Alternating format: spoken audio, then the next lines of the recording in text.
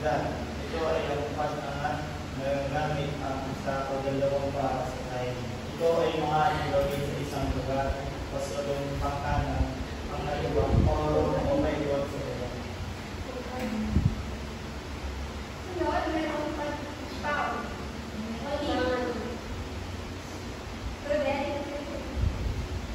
Ito naman ay isang uri ng paglundar. Ang pag-tingpaw ay pagkagat ng katawan na yan. Ginagamit ang isang paa at nilalapag o ibababa ang katawan gamit ang kabilang paa.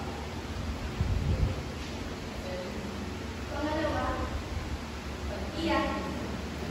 Ito ay paglalakad gamit ang isang paa. So ito nga yung mga halimbawa ng mga kilos na kumakar. Sinunawa niyo ba ang natin namin yung harap? Oo. So ano nga ulit yung mga kilos na kumakar? Okay. Magbigay nga ng halimbawa ulit. Ay, sige. Paglalakad. Mahusay. Ngayon, meron ako dito magandang gawain. Sa gawain ito, sapagkat ang bilang una, tukuyin kung ano ang pinakakita ng kilos na kumotor sa larawan. Sa unang larawan, sino mga iba?